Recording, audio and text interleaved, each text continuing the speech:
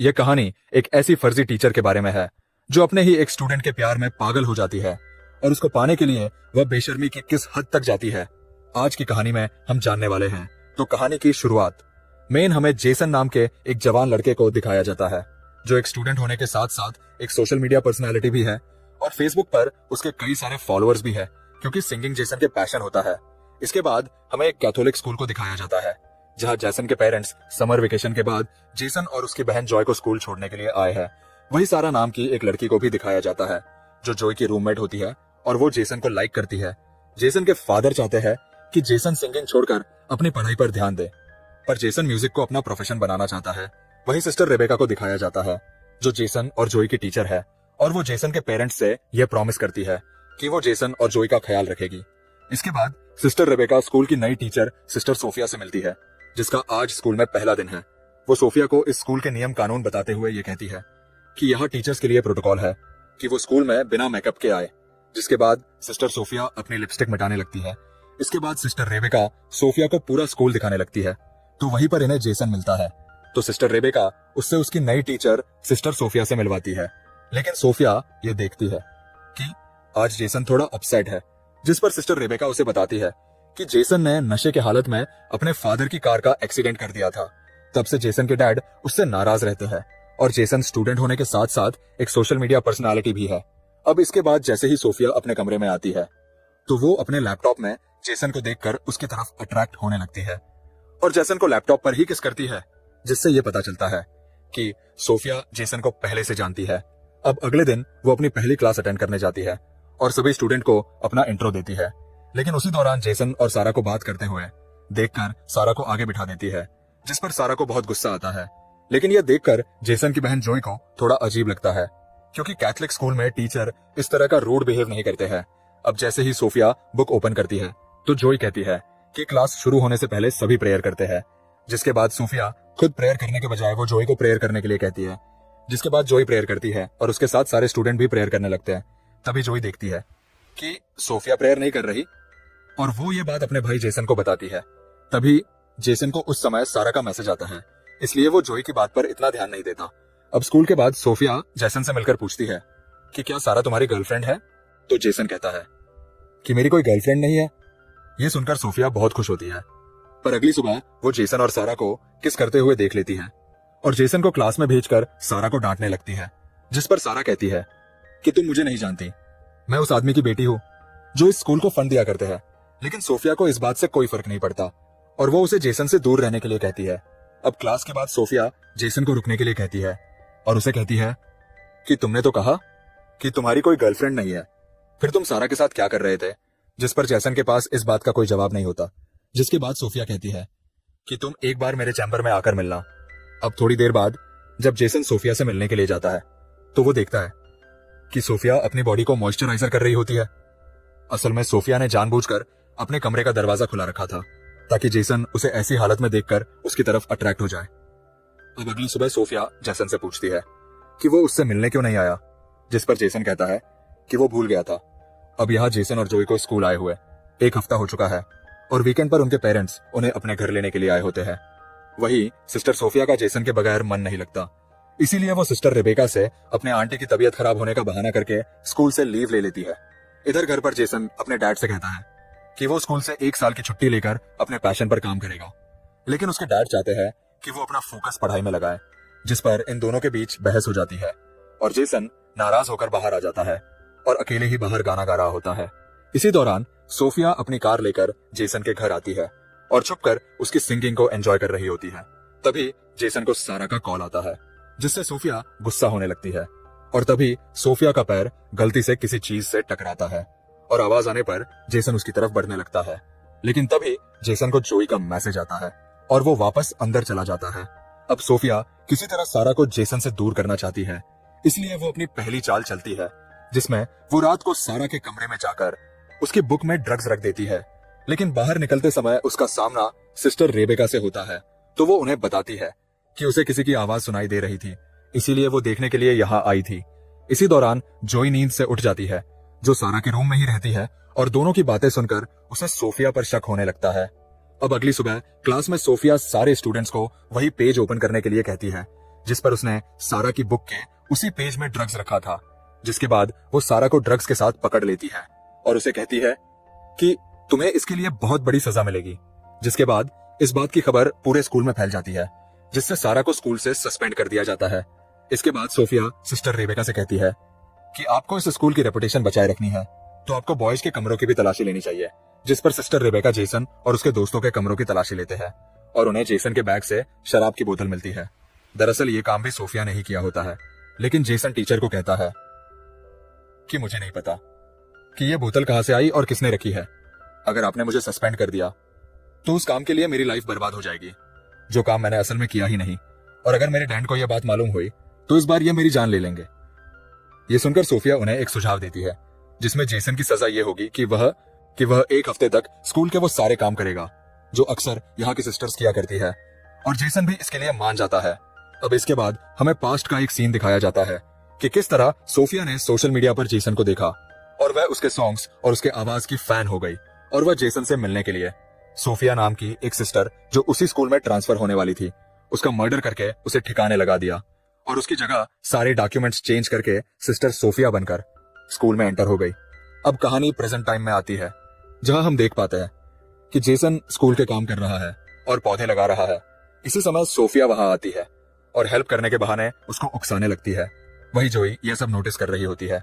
अब अगले सीन में हम देखते हैं कि सोफिया आखिरकार सारी धार्मिक हदों को पार करते हुए रात को जेसन के कमरे में एंटर हो जाती है और अंदर जाते ही वो मोबाइल रिकॉर्डिंग ऑन करके रख देती है और अपने गले से नेकलेस उतारती है। तभी जेसन की नींद खुल जाती है और वो देखता है कि सिस्टर सोफिया उसके सामने है और उसे अजीब लगने लगता है।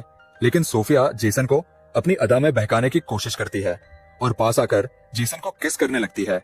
लेकिन जेसन को डर लग रहा था कि यह सब पाप है और उन्हें यह सब नहीं करना चाहिए, पर सोफिया के मनाने पर वो उसकी बहकावे में आ जाता है और आखिरकार दोनों एक दूसरे के बिल्कुल करीब होकर इंटीमेट हो जाते हैं। अब अगली सीन में हम देख पाते हैं कि जेसन रिग्रेट होकर चर्च में जाता है फादर से इस बात का कन्फेस करने के लिए कि उसे एक बहुत बड़ा पाप हो गया है। अब वो जैसे ही फादर से माफी मांगने लगता है तभी वह देखता है कि वह फादर की जगह सोफिया है और वो उधर ही आकर उसके गोद में बैठकर उसे किस करने लगती है और एक बार फिर से दोनों वहां पर इंटीमेट होने लग जाते हैं। अब इस इंसिडेंट के हुए एक हफ्ता गुजर जाता है और जेसन अपने घर चला जाता है, जहां उसे सारा का मैसेज आता है जिसमें वो उसे रात की पार्टी के लिए इनवाइट करती है। वही सोफिया भी स्कूल से निकल रही होती है, पर तभी वो सिस्टर रेबेका को किसी और स्कूल के फादर से असली सोफिया के बारे में बात करते हुए सुन लेती है, जिससे उसको यह पता चला है कि वो फादर असली सोफिया को बहुत पहले से जानते हैं। यह सुनते ही वो घबराकर कार की तरफ बढ़ने लगती है, लेकिन तभी सिस्टर रेबेका उसे देखकर कहते हैं कि तुम कहाँ जा रही हो, जिस पर सोफिया उन्हें अपनी आंटी की मेडिकल इमरजेंसी का बहाना करके वहां से निकल जाती है। अब उसी रात जेसन अपने डैड से कहता है कि वो सारा के घर पार्टी में इनवाइट है, लेकिन उसके डैड उसे जाने से मना कर देते हैं। जेसन सारा के घर जाकर काफी शराब पीता है, जिसके बाद सारा उसे एक कमरे में ले जाती है और दोनों एक दूसरे को किस करने लगते हैं।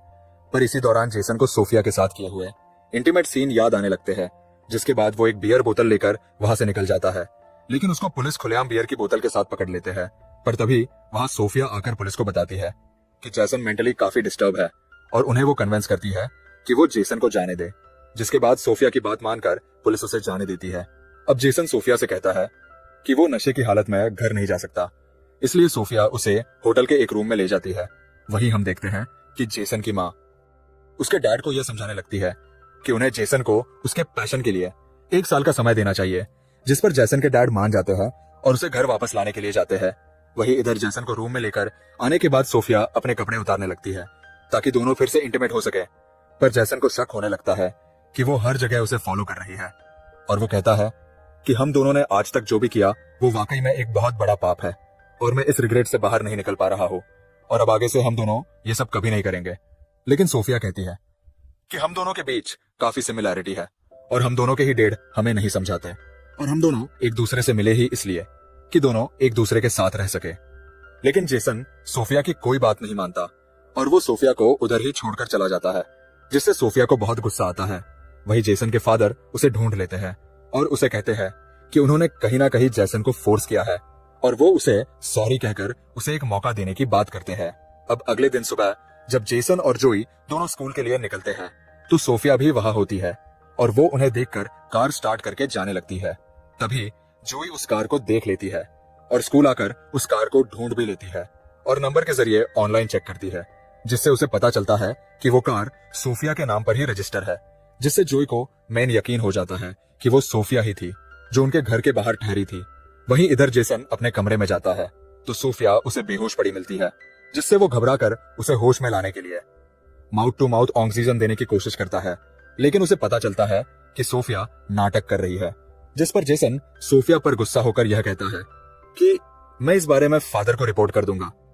लेकिन सोफिया को इस बात से कोई फर्क नहीं पड़ता और वो कहती है कि अगर तुमने रिपोर्ट किया तो मैं भी सभी को बता दूंगी कि तुम एक स्टूडेंट होकर किस तरह एक टीचर के साथ बेशर्मी की सारी हदें पार कर चुके हो। अब जेसन समझ जाता है कि वो बुरी तरह फंस चुका है। तभी उसे जोई फोन करके सोफिया के कार के बारे में बताती है, जिस पर जेसन उसे कहता है कि वो इस बारे में किसी को ना बताए। अब आगे हम देखते हैं कि क्लास में प्रेयर के बाद सिस्टर रेबेका सारा को दोबारा वापस लेकर आई है, जिससे सोफिया को बहुत गुस्सा आता है और क्लास के बाहर सोफिया सिस्टर रेबेका को नियम समझाने लगती है कि किस तरह आप सारा को वापस स्कूल में परमिशन दे सकती है। जिस पर सिस्टर रेबेका कहती है कि तुम मुझे नियम कानून मत सिखाओ, मुझे पता है कि क्या करना चाहिए और क्या नहीं, और तुम पहले प्रेयर करना सीखो। अब एक तरफ सारा के वापस आने की खुशी में जेसन सिंकिंग कर रहा होता है, तो दूसरी तरफ सोफिया गुस्से में आकर एकदम साइको की तरह बिहेव करने लगती है। इसके बाद हम देखते हैं कि सारा जब नहा रही थी तो सोफिया वहां जाकर उसके सर दीवार पर मार मार के उसकी जान ले लेती है और फिर साबुन गिराकर इस मर्डर को एक नॉर्मल एक्सीडेंट की तरह दिखाने की कोशिश करती है। इसके बाद जब जोई नहाने के लिए जाती है तो वो सारा को मरी हुई देखकर चिल्लाने लगती है। इसके बाद सारा की बॉडी को पोस्टमार्टम के लिए ले जाया जाता है। इसी दौरान सारा की लाश देखकर जोई ये कह रही होती है कि इतने सालों में शावर लेते समय कभी भी ऐसा नहीं हुआ, यहाँ कुछ ना कुछ तो गड़बड़ जरूर हुआ है।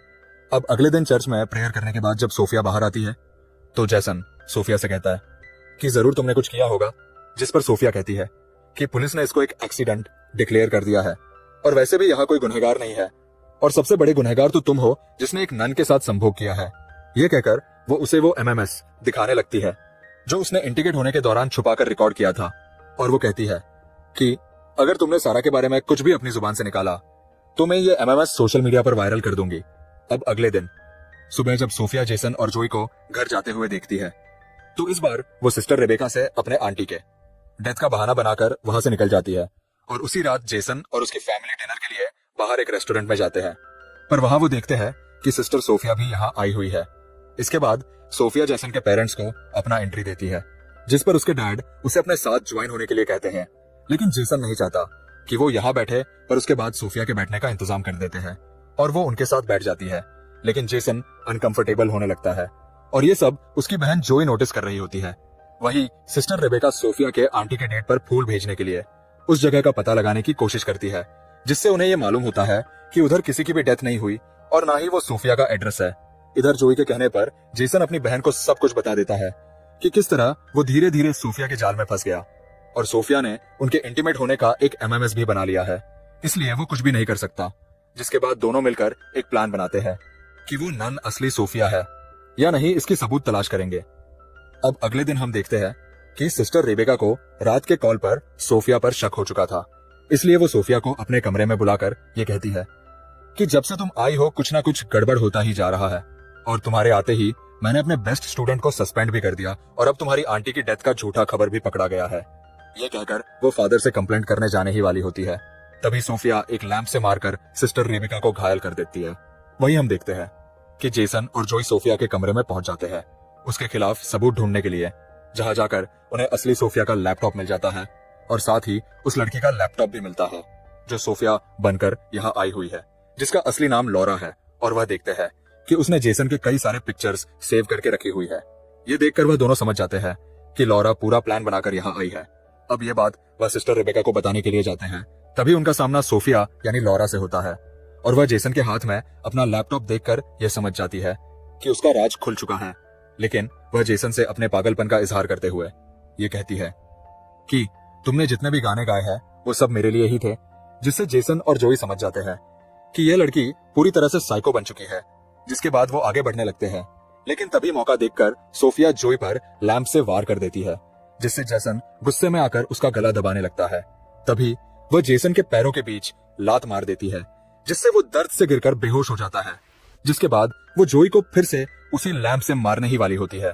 तभी वहां पर सिस्टर रेबेका आकर उसके हाथ से वो लैंप छीन लेती है लेकिन वो सिस्टर रेबेका को भी मारने लगती है। तभी जेसन होश में आकर अपनी जेब से स्क्रू ड्राइवर निकालता है और सोफिया की पीठ में वार कर देता है, जिससे वहीं पर सोफिया की मौत हो जाती है।